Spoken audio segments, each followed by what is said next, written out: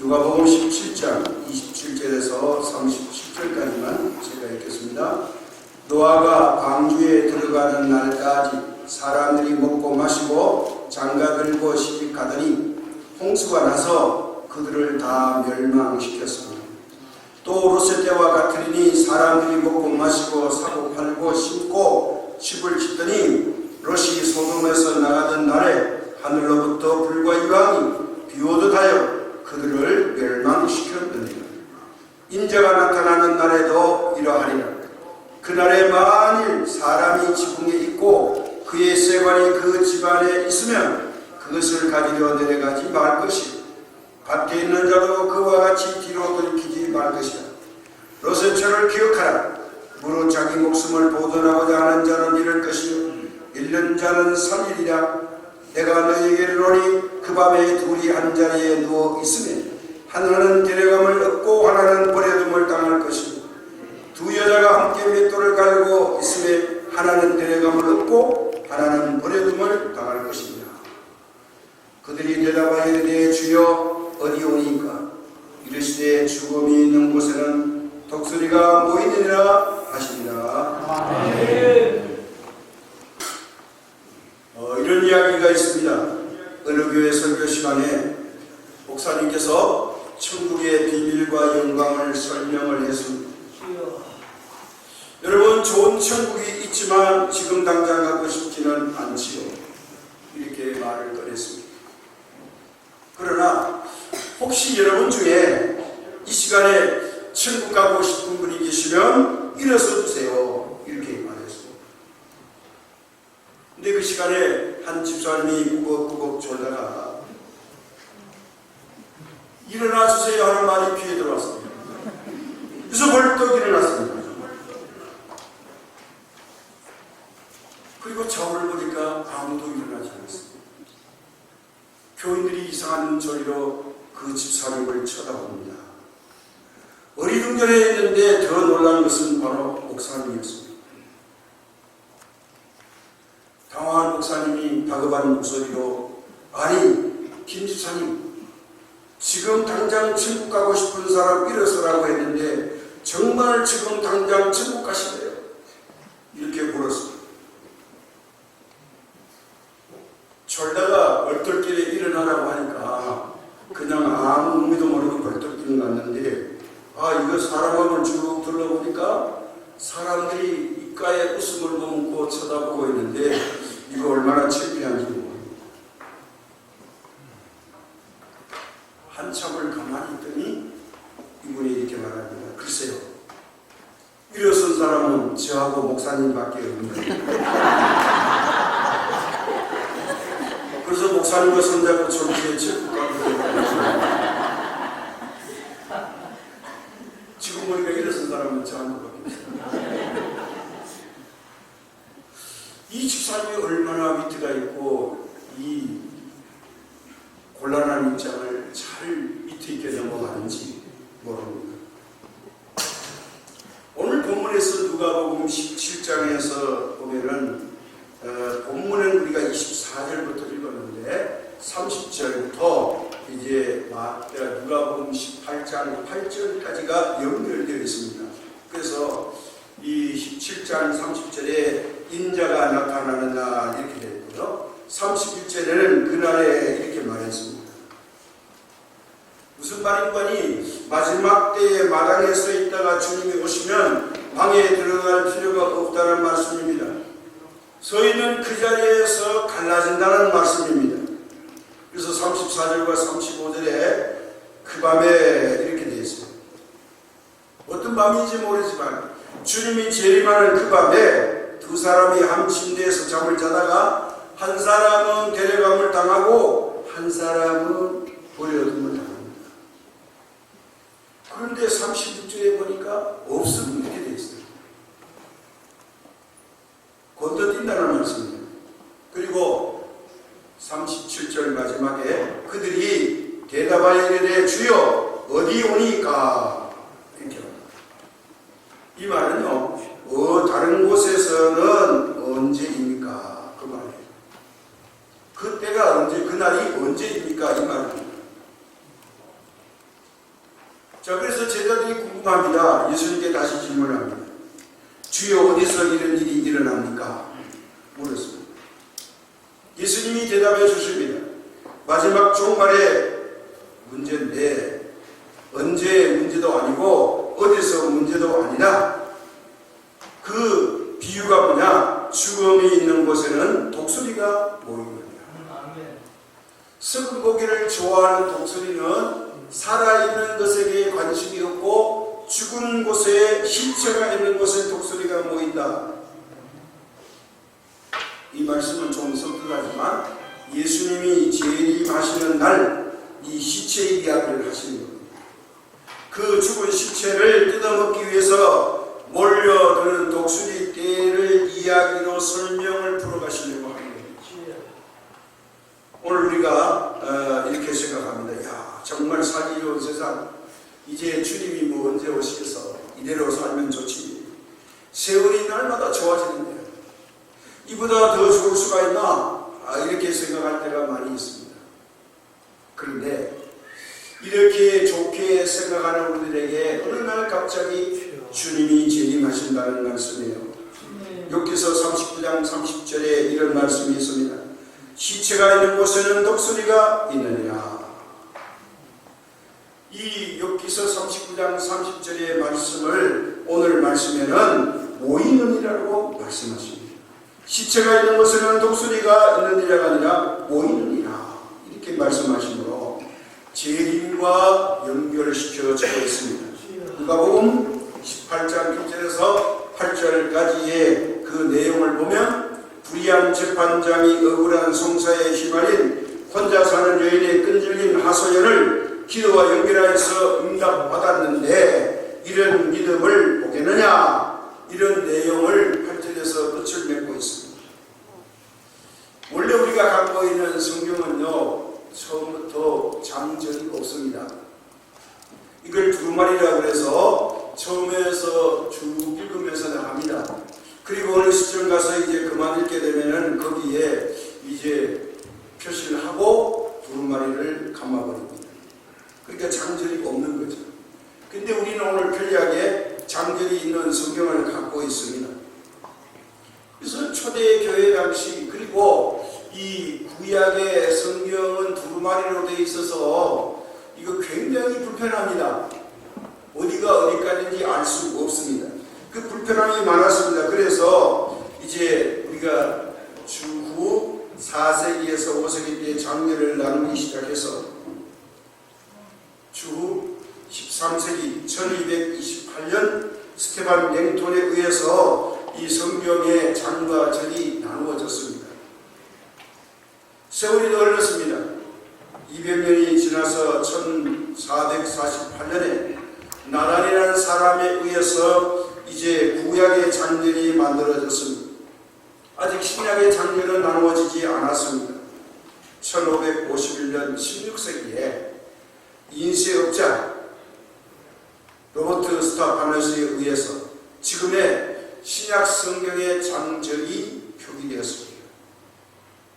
그리고 9년이 지나서 이 성경의 장절이 성령에 의해서 개선된 것이 아니라 1560년 제네바 성경책이 최초로 인쇄되어서 이제 오늘 우리가 들고 있는 이 구약과 신약의 장절이 정해졌습니다. 그래서 이 장절은요 100% 정확한 것이 아니라는 뜻입니다. 다시 말하면 사람이 임의로 이것을 만들었다는 뜻입니다. 그러면 성경에 오류가 있다는 거냐? 그것은 절대 아닙니다. 성경 말씀은 1.1획도 오류가 없지만 장과 절을 구별하는 말씀은 이게 사람이 한 것이라서 하나님의 계시를 받은 것이 아니라서 오류가 있을 수가 있다 그 말이에요. 좀 불합리한 점도 있지만 그러나 오늘 500년 동안 써온 이것을 누구도 딛지 못하고 그대로 이제 세계 모든 사람이 그대로 쓰고 있다는 사실입니다. 왜 성령님의 인도함이 아니냐 하는 것은 다음에서 여러분이 이해가 될 겁니다. 성경에서 가장 긴 장 시편 119편 절수가 자그마치 176절입니다. 어마어마하게 깁니다. 근데 이것보다 앞에 있는 2장 앞에 있는데 가장 짧은 시편이 뭐냐? 117편입니다. 요거는 달랑 1절과 2절밖에 없어요. 그러면 이 긴 문장 2장 지나가지고 119편에서 176절은 너무 긴 거예요. 이걸 절반이라도 빼가지고 이 177편에다가 넣었으면 얼마나 좋겠어요. 근데 그렇지 않았다는 거예요. 이 분리를 누가 했느냐? 바로 로버트 스파니어스가 이것을 했다는 거예요. 그래서 이게 좀 합리적이지 못할 경우가 있는데 누가복음에서만 기록된 이 비유는 앞뒤의 비유가요 좀 신비한 말씀으로 이어집니다. 요 18장 1절에서 8절 말씀을 17장에 묶었으면 참 좋은데 이게 사람이 인위적으로 나누다 보니까 앞부분과 뒷부분이 이제 달라져서 많은 설교자들이 이걸 띄어가지고 같이 붙여서 설교 제목 삼는 게 아니라 분류해서 듣다 보니까 우리가 이 불리한 재판관에 대한 설교를 따로 듣고 오늘 본문의 말씀을 따로 듣다 보니까 연결지어서 은혜 받기가 상당히 힘들었다는 사실입니다. 그래서 앞뒤의 비유가 이제 신비한 말씀으로 이어지는데 앞부분에서는 37절에 죽음이 있는 곳에는 독수리가 모이느니라. 그런데 비이어서 불의한 재판관이 나오면서 마지막에는 그러나 인자가 올 때에 세상에서 믿음을 보겠느냐 이렇게 말씀하십니다. 이 비유는요 우리 주님의 재림과 관계했다는 것을 분명하게 말씀하고 있습니다. 첫째가 뭐냐? 시체와 독수리 이야기. 두 번째, 그 중간에 뭐가 끼어있느냐? 불의한 재판관과 끄질린 여인의 비유. 마지막으로 예수님이 오실 때에 이런 끈질긴 기도하는 믿음을 보겠느냐? 이렇게 세 가지의 단락으로 우리가 구분해 볼 수가 있겠습니다. 그런데 말이죠. 여기에 주제가 연결을 시켜보려고 하니까 도무지 연결이 잘 안 됩니다. 우리는 그동안에 단락으로만 생각했기 때문에 그렇습니다. 자, 천국과 기도를 구분했는데 오늘은 연결시켜서 보면 의미가 깊어진다는 거예요. 그렇다면 오늘 여기 17장에서 말하는 죽음이 있는 곳이 어디인가? 그 죽음이 있는 곳에 거기에는 시체가 있다는 말로 말씀을 합니다. 자, 그래서 누가복음 18장 2절에 등장하는 것이 어떤 도시에 하나님을 두려워하지 않고 사람을 무시하는 한 재판관이 나옵니다. 어떤 도시에 하나님을 두려워하지 않는 시대, 그리고 그 시대에 어떤 도시가 있습니다. 세상 곳에 썩어 냄새나는 냄새의 향기가 진동하는 때입니다. 악한 사람들이 하나님의 백성을 무시하는 때가 되었습니다. 세상이 하나님을 조롱하고 비웃는 때입니다. 교회가 세상으로부터 지탄을 받고 있을 때입니다. 교회가 세상을 걱정하는 것이 아니라 세상이 교회를 걱정하는 시대가 바로 그 시대입니다. 이때 독수리들이 모이느니라 하는 말과 같은 본문의 말씀입니다. 30절에 인자가 나타나는 날, 31절에 그날에 18장 8절에 인자가 올 때에 같은 동의어입니다. 예수님께서 다시 오셔서 세상을 심판할 때를 말하고 있습니다.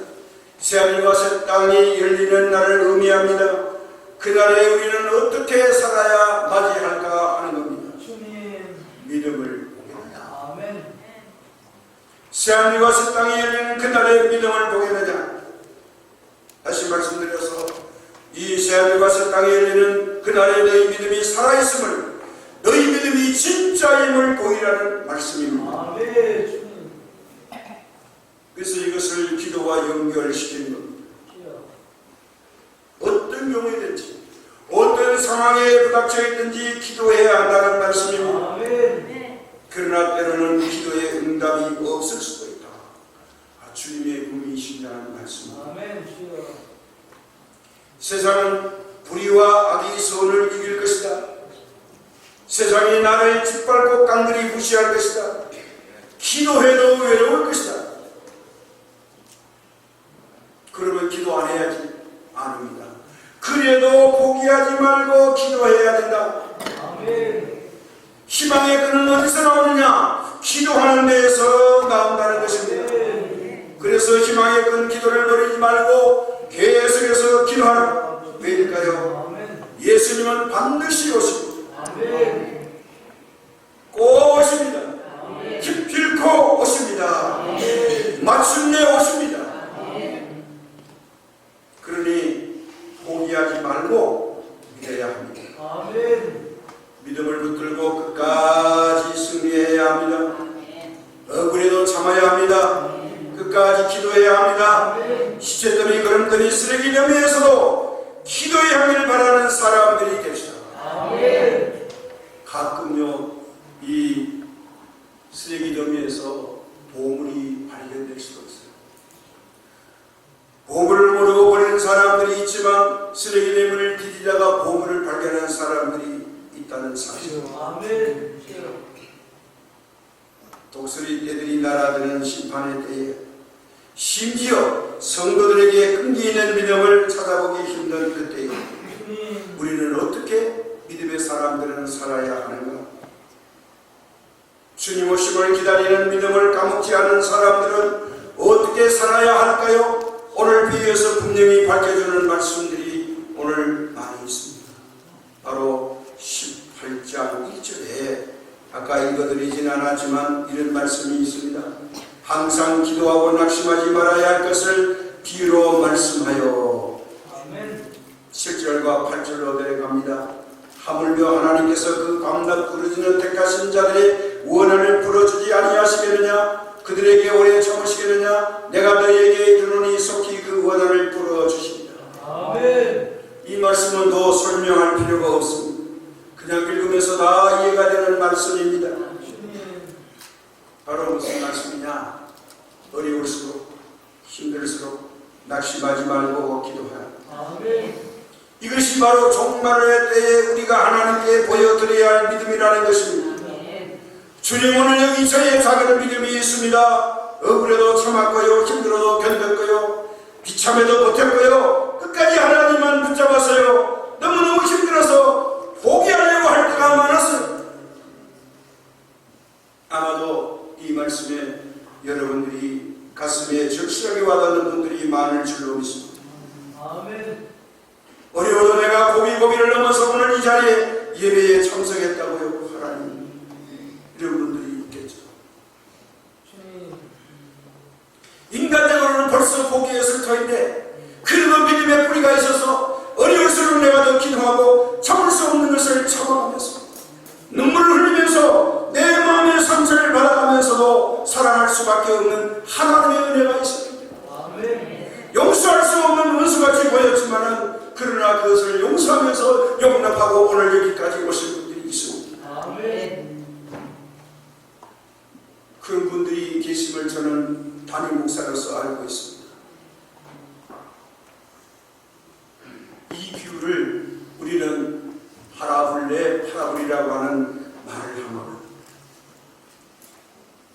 비슷한 것을 서로 옆에 두고 비교함으로써 어떤 진리나 교훈을 설명하는 것을 비유라고 말합니다. 그런데 오늘의 본문을 보니까 정반대의 사건을 대비시키므로 우리에게 또 다른 교훈을 주고 있습니다. 비슷한 게 아니라 정반대의 사건을 대비시켜놓고 우리에게 교훈을 주십니다. 바로 뭐냐? 하나님은 의로운 재판장이신데 정반대의 불의한 재판관을 등장시킵니다. 헬라 문학에서는요, 하불면하는 이 논법이 있다고 합니다. 정의가 사라지고 어둠의 시체 같은 세상에서 하나님을 두려워하지 않고 사람을 무시한 불의한 재판관에게 매달려서 억울한 원한을 풀어달라고 애원하는 그 기도가 마침내 응답을 받았다, 이 말씀이에요. 불의한 재판관에게 열심히 찾아가서 기도했더니 응답을 받았다. 다 하물며 공의의 하나님 의로우신 재판장이신 하나님이 너를 사랑하시는 그 하나님께서 밤낮 부르짖는 너희들의 원한을 풀어주시지 않겠느냐. 저 광야의 불을 통해서 우리에게 더 강력한 기도의 확신을 오늘 본문에서 심어주고 있습니다. 저는 여기에서요, 세상에서 무서운 것 세 가지가 있다면 무엇일까요? 첫 번째, 눈에 보이는 것이 없는 사람. 두 번째, 간이 배 밖에 나온 사람. 세 번째, 죽기 살기로 기도하는 사람이라고 했습니다. 죽기 살기로 기도하는 사람을 누가 이기겠어요? 가장 무서운 사람. 핍박을 해도, 포도쳐도, 뺨을 때려도 감사합니다. 맨족밥 때려주세요. 그것까지 드릴까요? 심지까지 가줄까요? 나에게 부당한 대우를 당해도 그 사람을 불쌍히 여기면서 원수를 사랑하라고 하는 하나님의 말씀에 그 사람을 위해서 기도하고 용서하는 이런 믿음. 불의한 세상에서도 희망의 큰 기도를 놓치지 않아야 합니다. 반드시 하나님은 응답하신다는 겁니다. 원수를 사랑하라고 했으니 사랑하는 그 믿음을 보시고 하나님께서 품어주시고 마지막 날에 그 사람의 입을 다 막아서 한문으로 유구무언이거를 하는 말입니다. 입이 있어도 할 말이 없습니다. 이미 오래전에 다 써먹고 다 해버렸습니다. 이제는 용서를 구하고 사랑한다는 말을 할 수밖에 없습니다. 더 이상 내가 입에서 내놓을 말이 없을 때 그 사람은 미안할 따름입니다. 먼저 할 말을 다 들었으니 이제 들려줄 말은 들은 사람이 할 수밖에 없습니다. 오늘 누가복음 18장 본문에서는 남편을 잃은 한 과부라고 했습니다. 남편의 집에서 쫓겨나도 지켜줄 사람이 없습니다. 남편의 가족들이 재산을 다 빼앗아가도 변호해줄 사람이 없습니다. 남편의 동업자가 서류를 위조해서 사업체를 몽땅 도둑질해가도 힘이 되어줄 사람이 없습니다. 주변에서 도움을 줄 수 있는 곳이 아무것도 없습니다. 오직 외톨이 혼자만 남았습니다. 도움을 받을 수 있는 곳이라고는 도무지 이 땅에는 없기 때문입니다. 이와 같이 우리가 인생을 살다가 절망과 막막할 때가 닥칠 때 우리는 어떻게 해야 할까요? 어려움이 왔을 때 우리는 누구를 찾아가야 할까요? 절망 앞에 놓여있는 내가 찾아야 할 분은 누구일까요? 오늘 이 누가복음 18장 여인이 해답을 줍니다. 불의한 재판관입니다. 한 번도 정의의 재판을 해본 적이 없습니다. 돈에 눈을 머린 사람입니다. 특별히 가난한 사람은 무시합니다. 이 가난한 부인이 찾아갔지만 유전무죄, 무전유죄의 재판장이 이 사람의 하소연을 들어줄 리가 없습니다. 돈 없는 사람, 백 없는 재판을 따라가는 것이 세상입니다. 이것이 바로 종말을 살아가는 인생들이며 이 시대의 흐름에 따라서 힘없이 살아가는 하나님의 백성들의 모습입니다. 세상 사람들이 다 그렇게 가니까 나도 그렇게 시대에 끌려가고 있습니다. 어젯밤에 제가 집에 있는데 제 중학교 동창생이 전화를 걸었어요. 아버지, 그래 그랬더니 나 지금 서초동에 나왔대. 왜 갔는데 그랬더니 하도 궁금해서 왔대. 그러면서 뭐 정치적 이야기를 합니다. 제가 웃으면서 그래서 어떠려고 그랬더니 욕이나 진탕하고 가게. 저 영종도에서 내가 왔는데 그냥 갈 수 없다는 거예요. 다 틀려먹었다는 거예요. 이 뻔뻔함을 보고 그냥 갈 수 없어요. 참을 수 없어 왔다는 거예요. 우리가 사는 이 시대에 하나님의 경외심이 사라진 이 시대. 이 시대는 교회와 성도들을 무시하는 일에 악이 선을 이기고 악한 사람들이 승리를 자축하는 이 시대를 살아가는 성도들의 무기가 무엇일까요? 우리의 성도들은 정의를 외치고 하나님께 기도하지만 아무것도 가진 것이 없는 성도들의 가장 강력한 무기가 무엇입니까? 폭력입니까? 아닙니다. 바로 끈질긴 기도입니다. 아멘. 낙심하지 않는 기도입니다. 아멘. 예수님께서는 18장 1절에 예수께서 그들에게 항상 기도하고 낙심하지 말아야 할 것을 비유로 말씀하여 아멘. 무슨 말씀입니까? 항상 기도해야 합니다. 아멘. 그러나 응답 없어 낙심할 때도 있을 것이다. 생각할 수 없는, 상상할 수 없는 일이 벌어지는데 하루아침에 자식과 집과 재산이 다 없어지고 말았습니다. 그의 주변에 남은 것은 아내밖에 없습니다. 그의 주변에 있는 것이 다 떠나버리고 인생의 종말이 찾아왔을 때 그는 욥기서 1장 20절과 21절에 이렇게 말합니다. 욥이 일어나 겉옷을 찢고 머리털을 밀고 땅에 엎드려 예배하며 이르되 내가 모태에서 알몸으로 나와서 한즉 또한 알몸이 그리로 돌아가오지라. 주신 이도 여호와시오 거두신 이도 여호와시오니 여호와의 이름이 찬송을 받으실지니라 하고 아멘. 이 모든 일에 욥이 범죄하지 아니하고 하나님을 향하여 원망하지 아니하니라. 이것이 전천전이었습니다. 또 다른 그에게 환난과 시련이 닥쳐왔습니다. 그의 몸에 악성 피부병이 이제 그에게 덮쳤습니다. 죽음에 시달리며 죽음의 그들이 고통 중에서도 하나님을 의지하는 기도를 드렸습니다. 욥기서 23장 8절과 10절입니다. 그런데 내가 앞으로 가도 그가 아니 계시고 뒤로 가도 보이지 아니하며 그가 왼쪽에서 일하시나 나는 만날 수 없고 그가 오른쪽으로 돌이키시나 배울 수 없거라. 그러나 내가 가는 길을 그가 아시니 그가 나를 단련하신 후에는 내가 수문같이 되어 나오리라. 바로 이거. 하나님을 만나 뵙고 싶어 하지만 내가 오른쪽으로 돌리면 왼쪽에 계시고 왼쪽으로 고개를 돌리면 하나님의 오른쪽에 계십니다. 그래서 내가 하나님을 만날 수는 없지만 그러나 분명한 것은 나의 가는 길을 그가 아시나니 나를 단련하신 후에는 수문같이 나오리라. 아멘. 이 역경과 혼란과 훈련이 하나님 안에 있으므로 이것을 견디기 위해서는 무엇이 뒷받침해야 되느냐? 기도하는 믿음이 필요하다는 겁니다. 아멘. 우리가 남편을 위해서 또 아내를 위해서 자녀를 위해서 자식을 위해서 구원의 기도를 합니다. 그런데 어떤 경우에는요 기도가 하지만 기도의 제목과는 점점 더 멀어지고 어긋납니다. 이때 우리는 외롭고 힘들어집니다. 믿음이 흔들거립니다. 차라리 기도를 멈추고 이제 포기하는 것이 더 편할 것 같습니다. 그래서 마음의 회의감이 듭니다. 이런 상황에서 기도를 계속하면 하나님이 이렇게 말씀하여 줍니다. 그래, 내 남편, 내 가정, 내 자식, 내 부모, 너의 회사, 그리고 직장, 너의 교회를 포기하지 말고 기도해라. 내가 너를 선교사로 파송했다.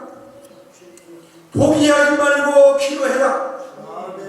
하나님이 이런 응답을 주실 줄 믿습니다. 문제는 내가 포기하지 않는 게 아니라 하나님께서 포기하지 아니하시면 반드시 그 기도에는 응답하십니다. 기도의 아버지, 구하의 아버지라고 유명한 영국의 조지 밀러 목사님, 5만 번의 기도에 이 책을 써서 유명하기도 합니다. 실제로 조지 밀러 목사는 5만 번의 기도의 응답을 살아생전에 받았고 한 가지 5만 한 해 응답은 죽은 후에 받았습니다. 평생에 5만 번 기도 응답은 대단한 건데 아무도 조지 밀러 목사의 응답을 받은 사람은 이후에 없습니다. 63년 8개월 동안 그는 가장 친한 친구의 구원을 위해서 기도했습니다. 하지만 그가 죽는 날까지 이 친구는 하나님께 돌아오지 않았습니다. 그래서 5만 번의 기도에 응답을 받았지만 한 가지는 미완성으로 그는 가지고 이 세상을 떠났습니다.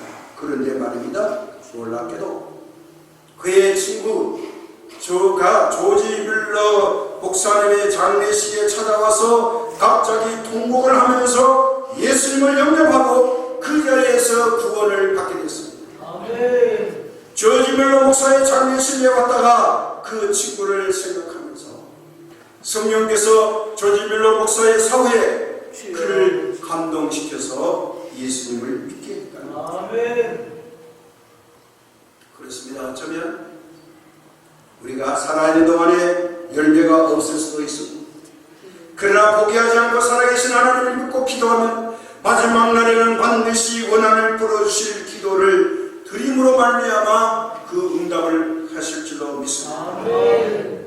여러분, 내가 사는 세상살이가 점점 더 어렵게 느껴지십니까? 이것은 죄님의 때가 가까웠다는 사실입니다. 징조입니다. 이곳저곳에서 불평과 함성, 불만과 원성, 마음 상하고 썩은 냄새가 진동합니까? 악을 행하고도 뻔뻔합니까? 시체가 있는 곳에 독수리들이 모여듭니다. 영적 죽음이 득실거리면 세상을 끝날이 가까이 온 줄로 알고 깨어있어서 이때야말로 우리가 기도할 때입니다. 세상 사회가 힘들수록 천국을 사모하며 다시 오실 예수님을 기다려야 합니다. 주님의 재림은 우리가 드디어 온다고 믿을 때에 오신다고 오늘 본문에서 말씀하고 있습니다. 바로 34절과 35절입니다. 내가 너희에게 이르노니 그 밤에 둘이 한 자리에 누워있으며 하나는 데려감을 얻고 하나는 버려둠을 당할 것이요 두 여자가 함께 맷돌을 갈고 있으며 하나는 데려감을 얻고 하나는 버려둠을 당할 것이니라. 마지막 때에는 신실한 교회와 성도들이 아픔과 고통을 겪게 됩니다. 대충 가짜로 살면 이런 아픔과 고통이 없지만 진실하게 사는 사람에게는 이런 고난과 고통이 있을 수 있습니다. 믿음을 지키며 살기가 힘들어지는 세상에 오면 주님의 재림이 가까이 왔다는 것을 잊지 말라는 것입니다. 종말이 찾아올수록 불의한 세상을 보게 될 것입니다. 그래도 세상을 보고 실망하지 마라, 낙심하지 마라, 포기하지 마라. 이렇게 믿음으로 사는 하나님의 자녀들을 바라보시면서 주님은 말씀하십니다. 인자가 올 때에 세상에서 믿음을 보겠느냐? 누가복음 18장 8절의 말씀입니다. 탈무드에 이런 이야기가 있습니다. 인생을 살다 보면 앞으로 한 걸음도 나갈 수 없을 때가 있다. 좌우의 원수와 공격자들이 나를 공격하고 내가 쓰러지기를 하이에나와 독수리처럼 노려볼 때가 있다. 뒤에서는 원수가 조롱하고 비웃고 서 있다. 땅으로 꺼지고 싶어도 깜깜하게 보이지 않는 세상이다. 그러나 언젠가 한 곳은 열려있다. 위는 열려있다. 거기에 하나님이 계신다. 하나님은 살아계신다. 하나님이 보고 계신다. 이런 탈무드의 이야기. 온 세상 동서남북이 막혀 있고 원수가 진을 치고 나를 조롱하고 비웃어도 나에게는 하나님이 계십니다. 이것이 나의 유일한 희망입니다. 내가 의지하실 분이 계십니다. 하늘이 활짝 열려 있습니다. 나의 기도를 가로막을 것은 아무것도 없습니다. 예수님이 다시 오실 때까지 기도하는 믿음의 사람들이 되십시다. 인자가 올 때에 믿음을 보겠느냐? 예수님이 재림하실 때까지 기도하는 믿음의 사람들이 다 되시기를 주님의 이름으로 축복합니다.